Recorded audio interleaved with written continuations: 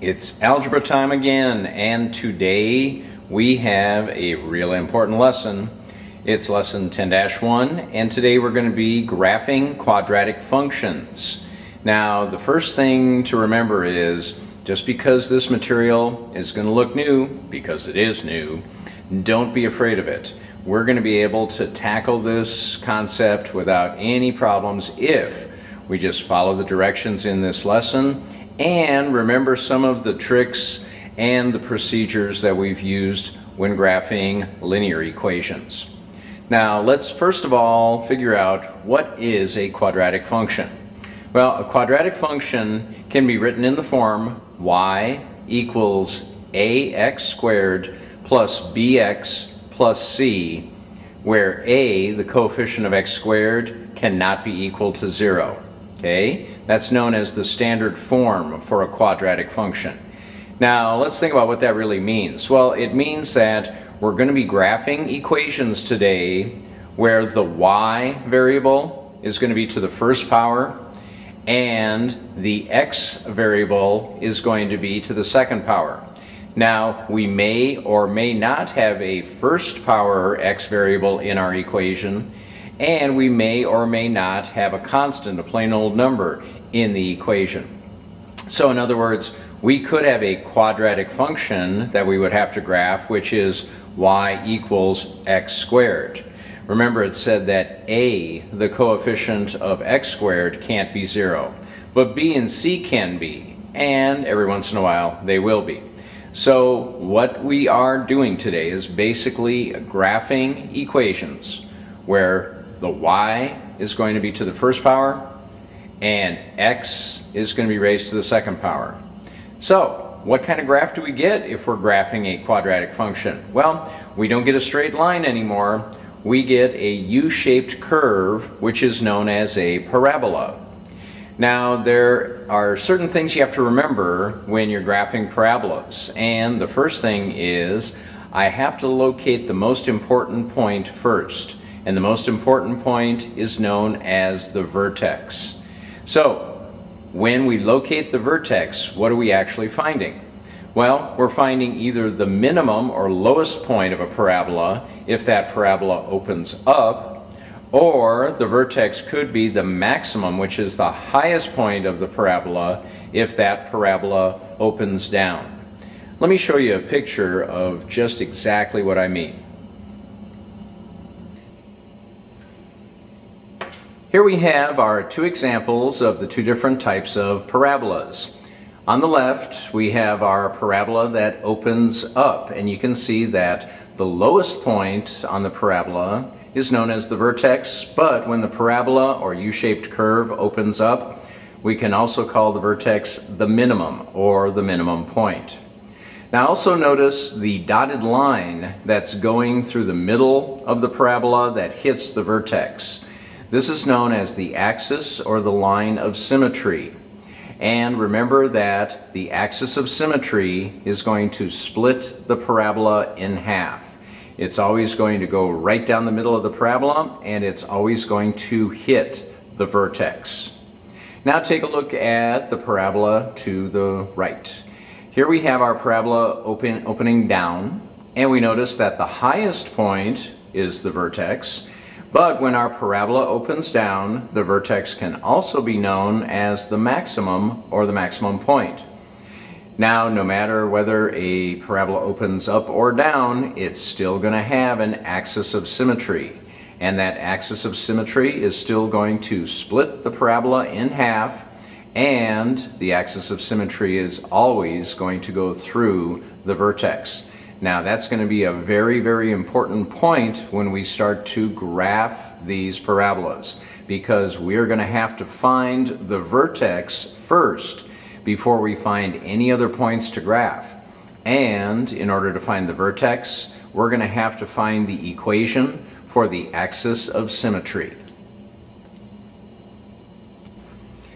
Okay, let's try graphing our first quadratic function. So, we have y equals x squared minus 2x minus 8. Now, let's go back to the basics. How should we get our ordered pairs in order to graph this function? Well, let's make an XY table. Let's pick some smart values for x, substitute those smart values back into the equation to find the corresponding y values and get our ordered pairs the old-fashioned way. Now, you might think, well, what are smart values for a quadratic function? And that's where quadratic functions are a little bit different. See, because we have to find exactly where the vertex is in order to have a balanced graph so we can see both the left and the right side of our U-shaped curve, we better find the x-coordinate of that vertex first.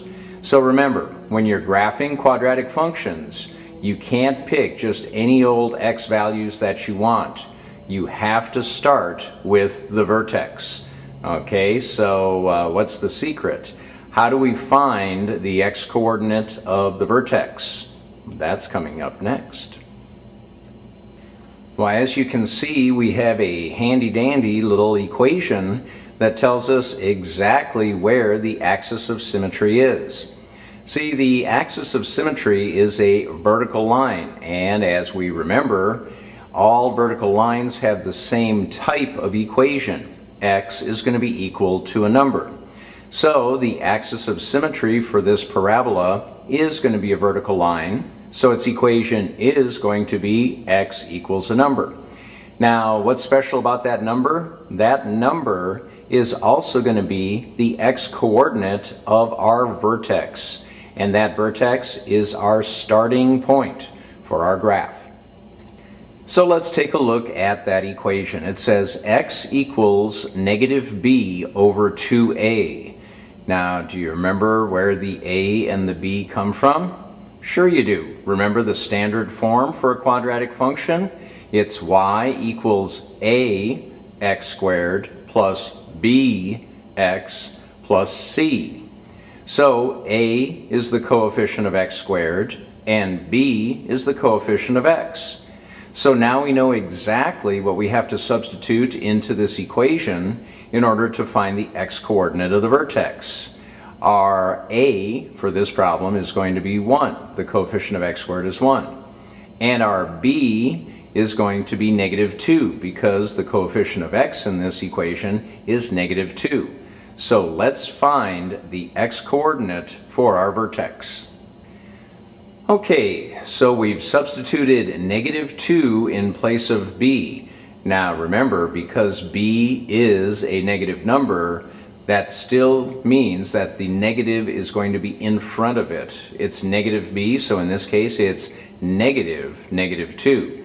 And we all know that a double negative turns into a positive. So the numerator is going to simplify to just be 2. And in this problem, a, the coefficient of x squared, is 1. So on the denominator, we're going to have 2 times 1, which equals 2.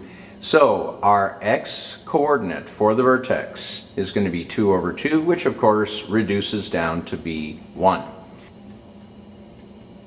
So now we know that 1 is going to be the x-coordinate for our vertex, which I've marked with a V on our xy table.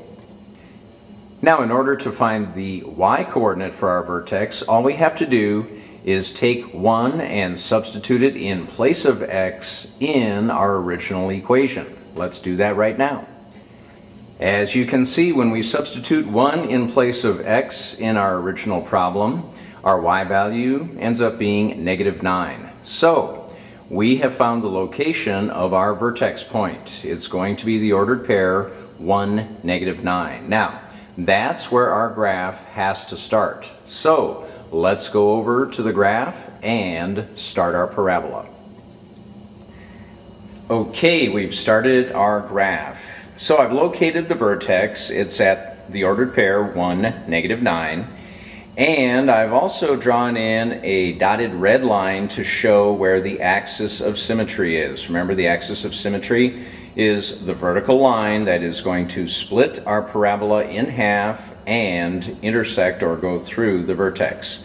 And since it's a vertical line, the axis of symmetry has the equation x equals 1.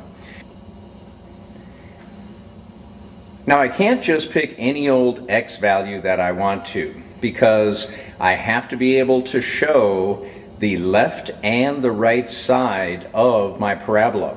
I have to show both parts of the curve.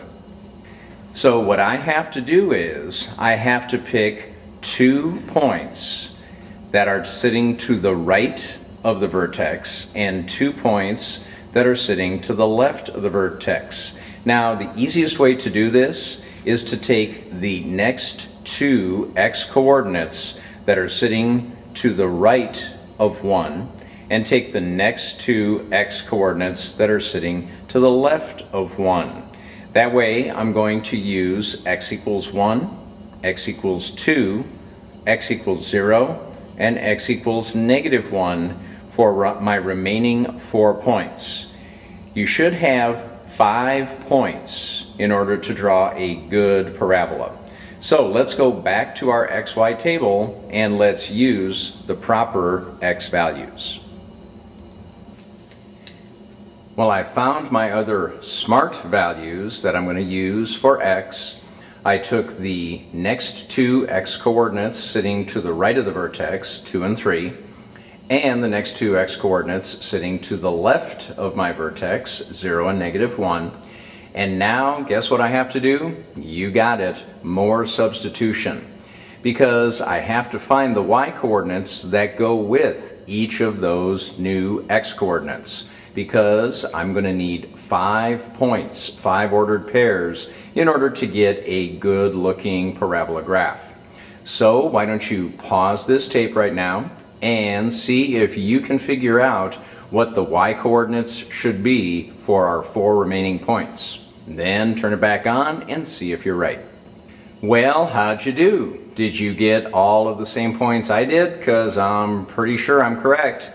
When you substitute in -1, you should have gotten a y coordinate of -5. When you substitute in 0 in place of x, you should get a y of -8. When you substituted 2 in place of the x, you should get a y coordinate of -8.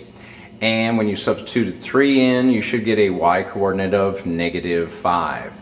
Now, if you notice, the y values for 0 and 2 are the same. How come? Well, because remember, a parabola is symmetric.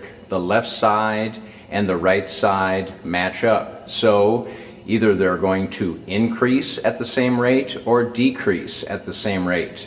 So as you can see, this parabola is going up, it's going to increase at the same rate. So if you're a distance 1 to the right of the vertex, your y value should be the same height as if you're 1 to the left of the vertex. And you notice how an x value of -1 and an x value of 3 have the same y values? Again, how far are you away from the vertex? You're either 2 to the left or 2 to the right of the vertex. Well, if you're equal distance to the left or right of the vertex, your height should be the same, because again, a parabola is symmetric.